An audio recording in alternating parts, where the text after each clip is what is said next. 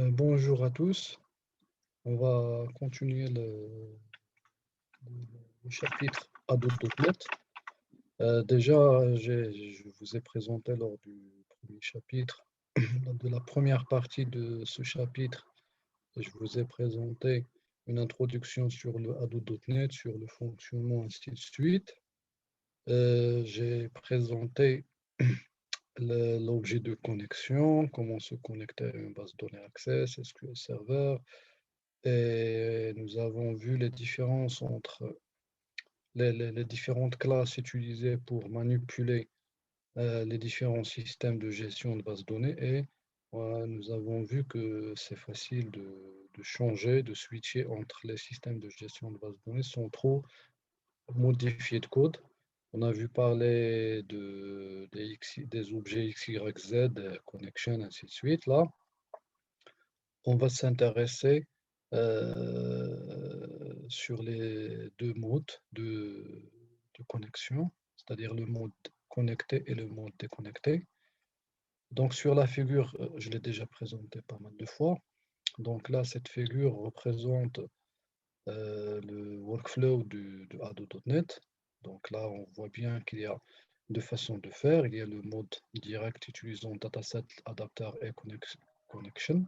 C'est le mode déconnecté, c'est-à-dire que les données seront récupérées dans un objet local appelé dataset via le adaptateur et bien sûr en passant par une connexion.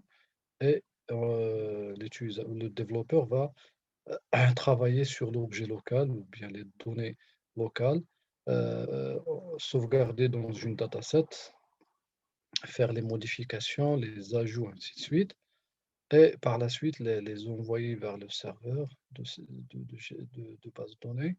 Dans l'autre mode, le mode en bas, qui est le mode connecté, où toujours on doit avoir une connexion qui est ouverte pour pouvoir faire les manipulations, c'est-à-dire si je veux, si le développeur veut enregistrer une ligne, un enregistrement, il doit passer par, c'est-à-dire directement enregistrer l'enregistrement sur le système de gestion de base de données, contrairement au mode déconnecté, là, on ajoute l'enregistrement des enregistrements dans la dataset, on peut faire des modifications, des suppressions, on fait ce qu'on veut, et après on les envoie. Dans le mode connecté, on travaille directement sur le système de gestion de base de données. D'accord? Et toujours, passons par le biais d'un objet de connexion. Dans ce mode, le mode connecté, on va utiliser un objet de commande. C'est l'objet qui va permettre c'est-à-dire d'écrire, d'envoyer les requêtes SQL, que ce soit le LMD ou bien le LID, c'est-à-dire la sélection, la modification, la mise à jour au lieu de modification, la suppression, l'ajout. D'accord? Et on peut passer via un objet reader pour la sélection, c'est-à-dire parce que le résultat d'une requête select, c'est une table temporaire qui récupère l'ensemble des enregistrements demandés, c'est-à-dire le résultat de la requête select, et ces données seront enregistrées dans une ou bien manipulées via un objet reader qu'on peut utiliser. Donc, on va voir ceci en détail. Donc, dans cette deuxième partie, on va s'intéresser trop sur le mode connecté. Par la suite, je vais vous présenter un exemple pour manipuler une base de données dans un système de gestion de base de données SQL Server. Et on va voir qu'on peut facilement euh, switcher, c'est-à-dire passer à un autre système de gestion de base de données qui est Access.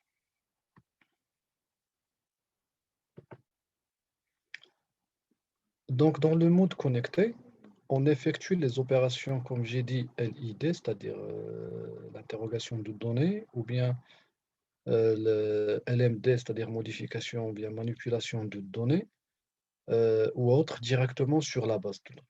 Donc, ces opérations sont envoyées au serveur utilisant des commandes SQL ou bien des procédures stockées. Comme montré dans le schéma que je vous ai présenté, on utilise un objet commande de type XYZ command, d'accord? Donc XYZ, il fait référence au système de gestion de base de données. Donc SQL command, pour le SQL Server, OLEDB commande pour les OLEDB, Oracle commande pour Oracle commande, ainsi de suite. D'accord? Donc, c'est le même principe que pour le XYZ connection. Donc, les classes XYZ command ont les mêmes éléments, c'est-à-dire les mêmes propriétés, les mêmes méthodes, les mêmes événements, ainsi de suite. Donc, pour le cas de SQL command, donc c'est la même chose que XYZ command. Donc, ils ont 4 constructeurs. Donc, XYZ command sont arguments. XYZ commande avec comme argument l'instruction SQL, c'est-à-dire la commande SQL, ou bien une procédure stockée. D'accord? Troisième constructeur, c'est SQL commande avec la commande et la connexion. D'accord? Et le quatrième constructeur, c'est le premier argument, c'est l'objet, c'est-à-dire la chaîne de commande, l'objet de connexion et l'objet de transaction, c'est-à-dire SQLZ, SQL transaction ou bien XYZ transaction. Bien sûr, il faut passer par une connexion, un objet de connexion. Donc, sans argument, dans le constructeur sans argument, il faut lui fournir via les propriétés l'objet de connexion et l'objet de commande. De même, pour le deuxième constructeur, on a utiliser comme argument du constructeur une chaîne de commande, obligatoirement, il faut lui passer par la propriété de connexion, l'objet de connexion, ainsi de suite.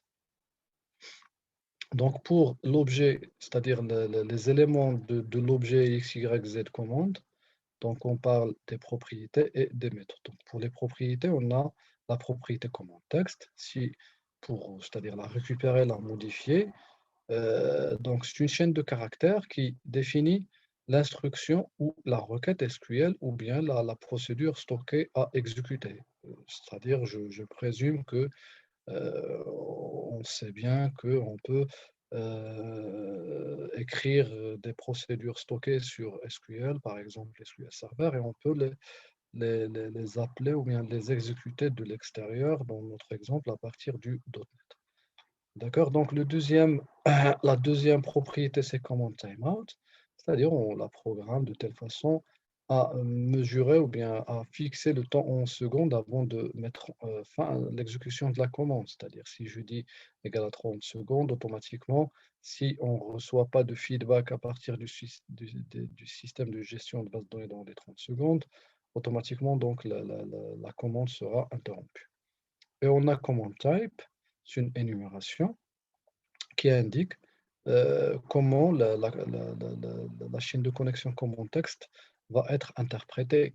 D'accord? Pour le cas par défaut est égal à texte, c'est-à-dire que command texte contient une commande SQL, une instruction SQL. Si c'est stored procedure, c'est-à-dire que le contenu de command texte sera pris en considération comme étant le nom d'une procédure stockée. Et si c'est table direct, c'est-à-dire que command texte contient le nom d'une table, c'est l'équivalent à écrire select étoile. C'est-à-dire si je dis si je passe à la chaîne, à la propriété command texte, le nom d'une table, par exemple étudiant, sans une requête SQL et je mets command type comme étant table direct, c'est-à-dire qu'il sera exécuté comme étant select étoile from étudiant. D'accord? Et le dernier paramètre, la dernière propriété qui est paramètre, c'est-à-dire une collection utilisée lors de l'exécution de requêtes paramétrées donc, ou de procédures stockées. On va voir donc, le cas des instructions paramétrées. Donc, pour les méthodes, toujours de l'objet XYZ command, sont utilisées pour exécuter une commande SQL, il faut exécuter l'une des méthodes. D'accord? Execute non-query. Donc, cette méthode est utilisée si on veut exécuter la requête SQL spécifiée dans command texte. D'accord? Cette requête ne retourne pas de valeur, c'est-à-dire on n'attend pas à ce qu'elle retourne un champ ou bien quelque chose, c'est-à-dire elle est utilisée pour les instructions insert, update, delete, ou une commande de création de table, par exemple create table, ainsi de suite. Donc on ne s'attend pas à ce qu'elle nous retourne des enregistrements. Ce qu'elle retourne en conséquence, c'est une information de type entier, ce qui est le nombre de lignes affectées par l'opération. C'est-à-dire si j'envoie une requête pour la modification, la mise à jour qui va toucher trois champs, trois enregistrements, automatiquement, la valeur de retour de execute non query sera 3. D'accord? Execute scalar, il est utilisé pour renvoyer une seule valeur. C'est le cas des fonctions d'agrégation, c'est-à-dire select count, select AVG, select max, ainsi de suite. D'accord? Pour le cas où on veut récupérer c'est-à-dire le résultat d'une requête select, on va utiliser la méthode executeReader.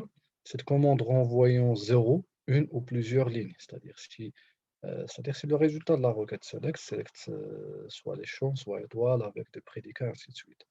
Donc, c'est-à-dire contrairement aux deux méthodes execute non query ou bien execute scalar, executeReader renvoie un objet parce qu'on va récupérer le résultat de la requête select. Donc, il sera mis dans un objet de type XYZ data reader. Toujours, c'est le XYZ. D'accord? Et la dernière, donc pour le cas de executeReader, cet objet, d'accord, on peut le lire d'une manière séquentielle, c'est-à-dire il agit comme étant un curseur, c'est-à-dire qu'on va lire ligne par ligne. D'accord, on va voir ceci dans un exemple, c'est-à-dire on ne peut pas récupérer la totalité des enregistrements récupérés ou bien retournés du système de gestion de base de données, mais on va lire première ligne, deuxième ligne et ainsi de suite. Donc on va boucler sur les enregistrements. On parle en général d'un curseur. Et la méthode cancel pour essayer d'annuler l'exécution d'une commande si, je ne sais pas, elle dépasse un timeout. Donc j'ai dit que dans le cas de executeReader qui retourne un objet XYZ dataReader, donc là on va voir ce que c'est que l'objet ou bien la classe XYZ dataReader. Donc dans le cas de executeReader, j'ai dit que c'est l'objet c'est XYZ dataReader. Cet objet sert à encapsuler les résultats d'une requête SQL select, d'accord?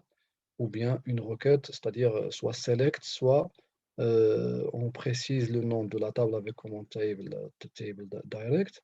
Donc, la propriété la plus utilisée pour cet objet, c'est field count, c'est-à-dire on veut récupérer, qui nous retourne le nombre de champs dans l'enregistrement.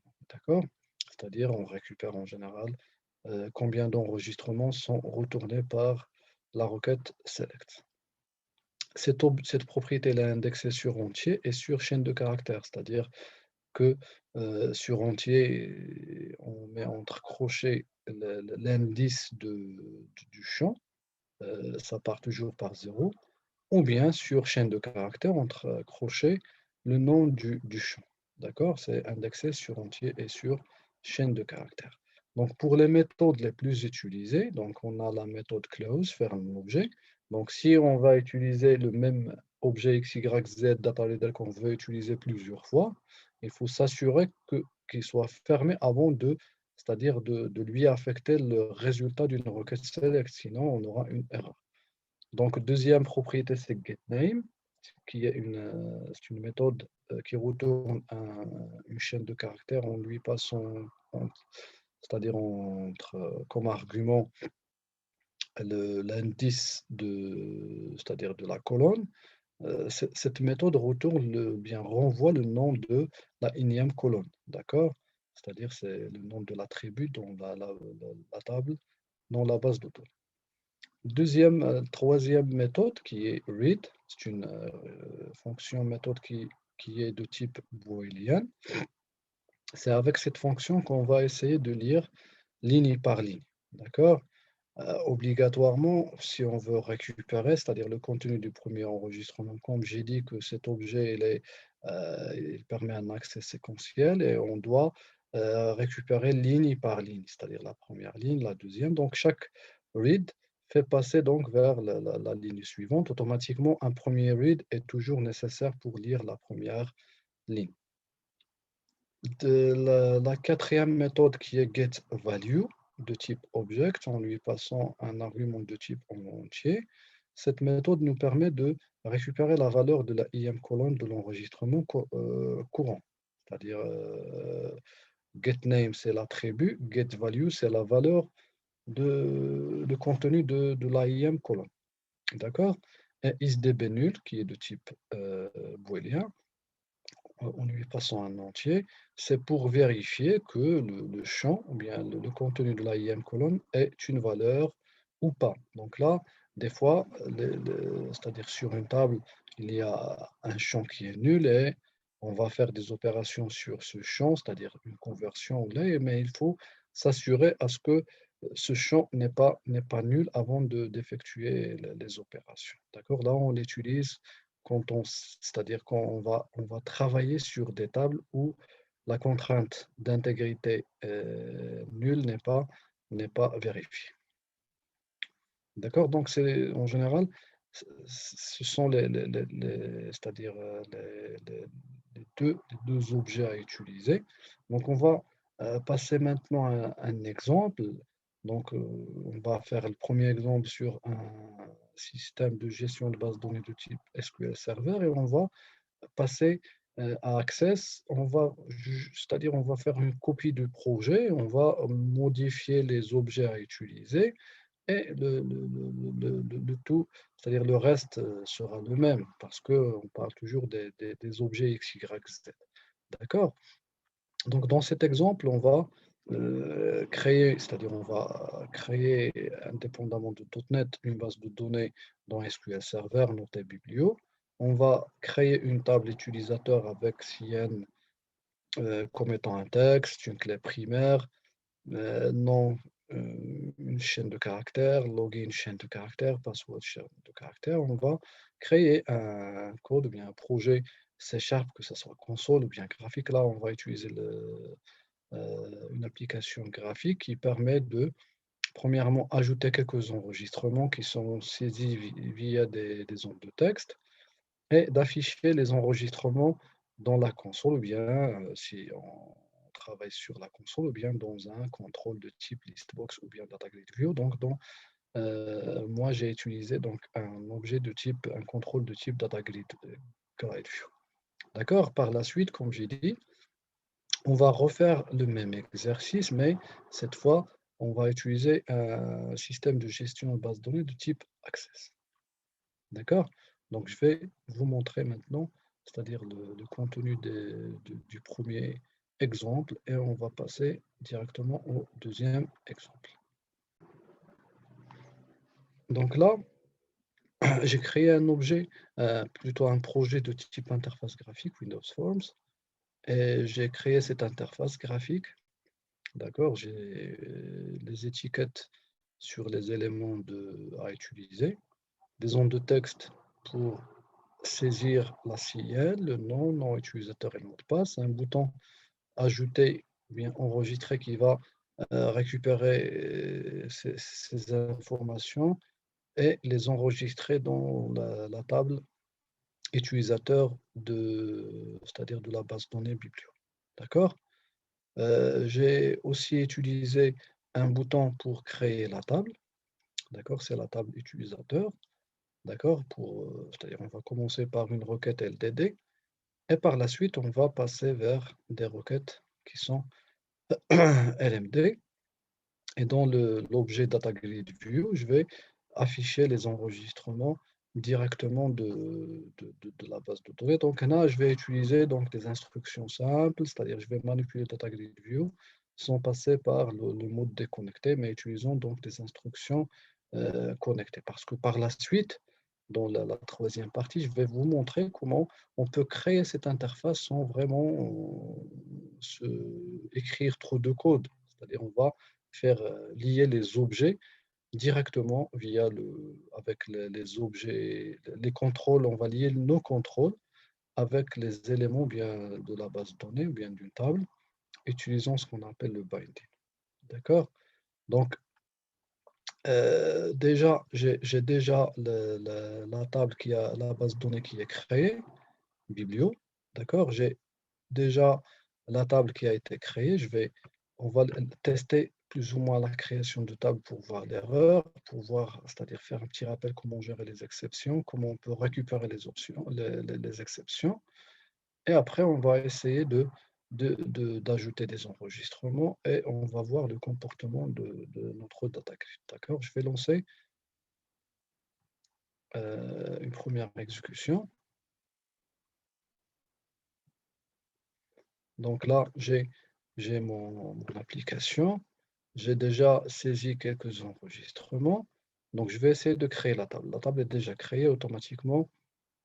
J'ai compilé, c'est-à-dire j'ai traité les exceptions et j'ai affiché, comme je l'ai déjà dit dans la partie gestion des exceptions, j'essaie de pré-formater mon exception pour qu'elle soit lisible à la fois à l'utilisateur et au développeur. Donc, la table déjà existe déjà. Et voilà le numéro de l'exception si je veux la programmer. D'accord? Donc là, je vais essayer de c'est-à-dire vous montrer donc l'instruction pour créer notre table. La voilà. Donc c'est une requête LMD. J'ai une chaîne de caractères qui est l'instruction qui contient l'instruction SQL. Donc la create table avec les champs, les types, les molécules et ainsi de suite. D'accord? Je vais créer mon objet XYZ commande. Là, je travaille avec, c'est-à-dire un système de gestion de base de données de type SQL Server. Je dois importer, c'est-à-dire user le SQL Client de namespace data. D'accord, je vais retourner l'interface pour ne pas se perdre et le bouton clic. Donc j'ai mon objet avec un deuxième constructeur, c'est-à-dire là, le troisième constructeur plutôt, c'est-à-dire en lui passant l'instruction SQL et l'objet de connexion. Donc l'objet de connexion, je l'ai déclaré ici, d'accord, comme étant une variable globale. Et dans le form load, je vais ouvrir ma connexion. Elle est là, donc la connexion. Je lui passe donc la chaîne de connexion ici vers mon système de gestion de type SQL Server avec le catalogue DL. C'est bon? Donc j'ouvre la connexion.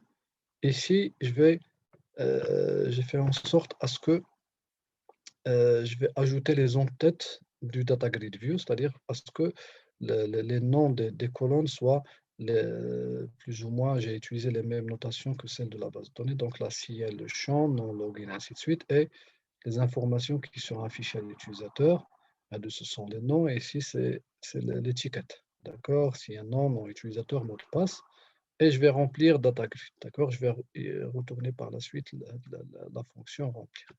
Donc c'est tout. Donc pour l'affichage, c'est-à-dire pour le chargement, j'ai créé un objet de connexion, j'ai ouvert, c'est-à-dire j'ai configuré les en-têtes de ma data grid view, de mon de contrôle data grid view, et j'ai rempli les données à partir de la table vers mon objet data grid view. C'est bon? Donc pour la création de la table, j'ai dit que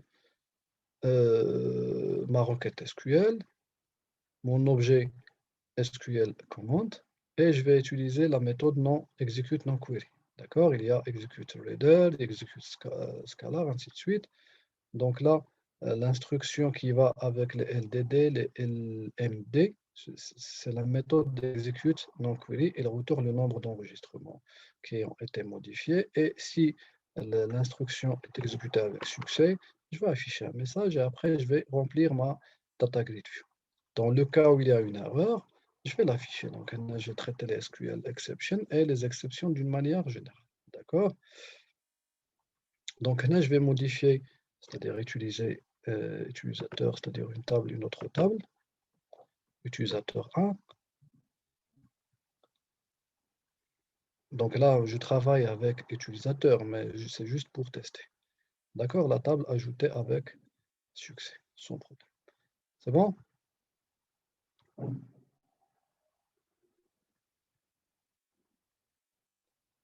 Donc, je dois chercher, voilà, c'est MTB.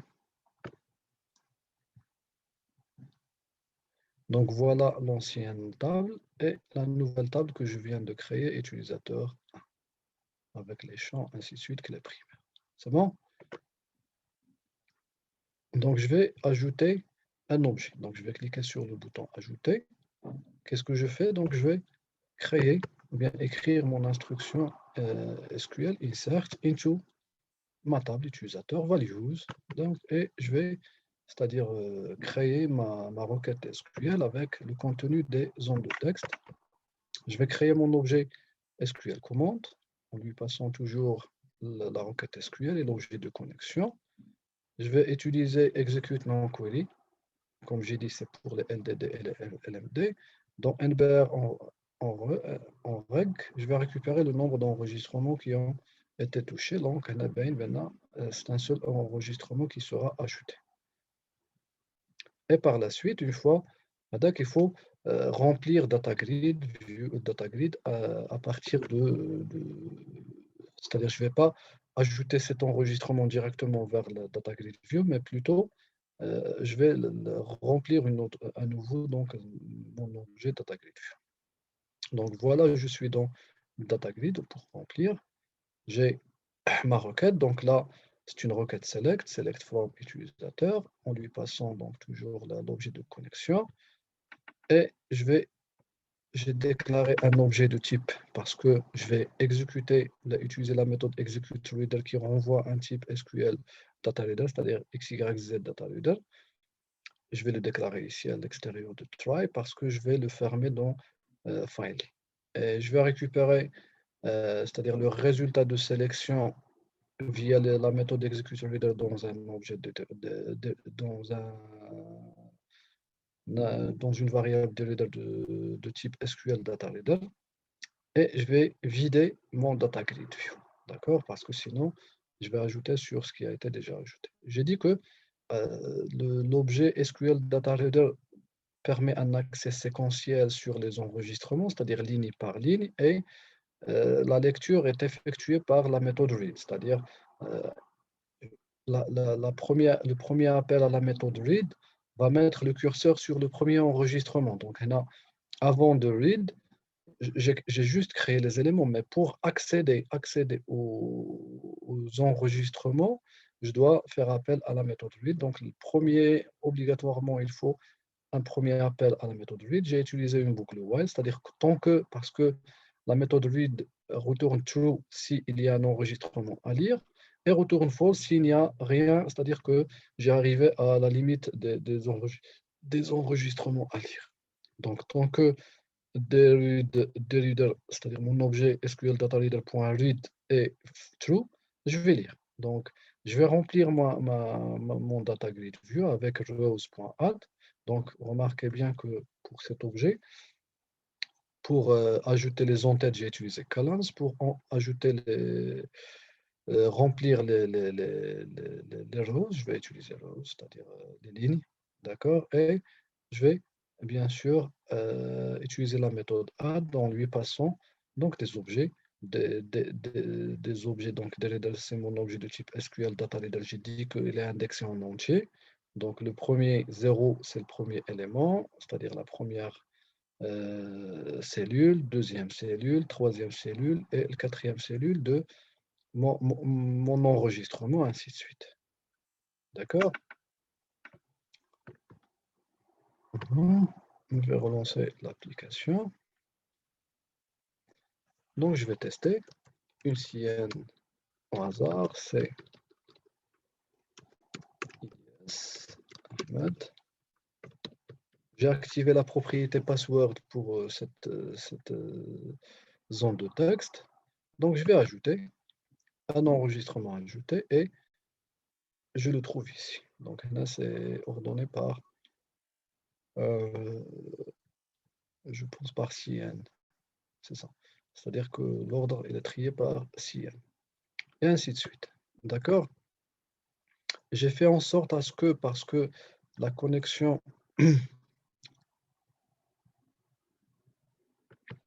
Donc, j'ai ouvert la connexion au chargement, au lancement de l'application et je dois m'assurer que la connexion sera fermée. J'ai programmé mon événement form closing, c'est-à-dire qu'une fois je vais cliquer là, une fois que l'application est fermée, je vais essayer de fermer ma connexion pour libérer les ressources et ne pas attendre le garbage collector de faire un place. C'est bon? Donc, c'est pour le cas de SQL Server. Donc, pour le cas d'Access plutôt,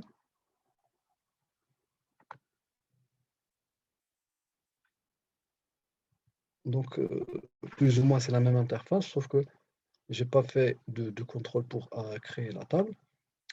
J'ai ajouté mon fichier Access au projet, d'accord, pour si je fais des modifications sur ADA pour qu'il soit, j'ai activé copy if newer pour que c'est-à-dire ce fichier de base de données Access sera copié dans le dossier dans bin, que ce soit debug ou bien release.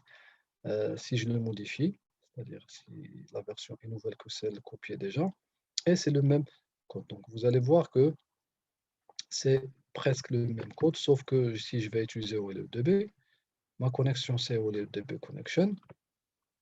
Donc le reste est la chaîne de connexion qui change. Ce n'est pas la même chaîne de connexion que pour SQL Server, et le reste c'est le même. D'accord? Bien sûr, au lieu de DB command, au lieu de SQL command, au lieu de DB data reader, d'accord, mais le reste est le même. Au lieu de DB, et ainsi de suite. On va exécuter.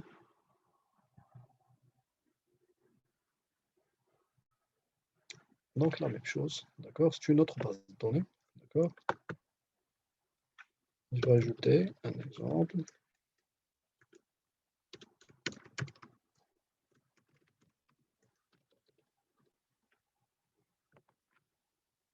Enregistrement ajouté. Et le voilà. La même chose, j'ai programmé la fermeture de la connexion en quittant l'application. Donc, vous avez vu que c'est plus ou moins facile c'est-à-dire de changer le système c'est facile de changer le système de gestion de base de données. Donc là, on a fait un exemple entre SQL Server et Access. C'est la même chose que si on change vers Oracle ou autre. D'accord? Avec le ADO.NET, c'est facile.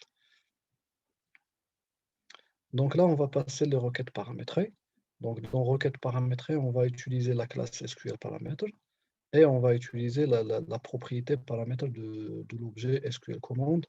Là, dans l'objet SYZ command ou SQL command, on a listé quelques propriétés et parmi lesquelles il y a la propriété paramètre. Donc voilà un petit exemple. On va créer une connexion de type SQL connection. On va lui passer la chaîne de connexion. D'accord? On va ouvrir la connexion. On va créer un objet de type SQL command sans argument. On va utiliser la propriété command texte en lui passant la requête select. D'accord? Et cette fois, on va utiliser des requêtes paramétrées en utilisant le symbole l'arrobas, d'accord? Donc, c'est-à-dire, remarquez select étoile from users where id égale l'arrobas, le id and non égale name. C'est-à-dire que là, on va préparer ma requête pour qu'elle soit, c'est-à-dire qu'on va lui passer à chaque fois de différentes valeurs pour le id et pour le name. D'accord? On va créer nos paramètres. D'accord? Nos requêtes paramétrées. Donc, je vais créer une variable SQL para 1 de type SQL paramètre en lui passant comme argument le @id et la valeur 1. Deuxième, le @name et la valeur Mohamed. Et je vais ajouter à ma commande, c'est-à-dire mon objet SQL commande utilisant la paramètre de la propriété parameters et la méthode add. Donc, le premier le premier paramètre et le deuxième paramètre. Et par la suite, j'ai affecté la propriété connection à l'objet SQL connection. Et là, je vais utiliser donc un objet de type SQL Data Reader comme l'autre fois, execute reader, et automatiquement, je vais avoir, c'est-à-dire c'est l'équivalent de select étoile from users where id égale à 1 and nom égale Mohamed. D'accord? Ce sont les requêtes paramétrées. On les utilise, c'est-à-dire très rarement dans notre contexte, c'est-à-dire un contexte utilisateur simple de système de gestion de base de données, mais pour c'est-à-dire ceux qui font je sais pas, des DB, ainsi de suite. Donc, ils les utilisent très souvent. Donc là, c'est-à-dire ça se termine la partie de mode connecté. On a vu comment créer des commandes, comment les exécuter, comment récupérer les résultats, que ce soit des LDDE et LMD. Et pour le cas des LID, on a vu qu'il faut utiliser un autre objet et c'est-à-dire lire enregistrement par enregistrement. Par la suite, on va passer vers le mode déconnecté. On va voir c'est-à-dire une autre façon de manipuler les bases de données. J'espère que ça a été clair et à la prochaine.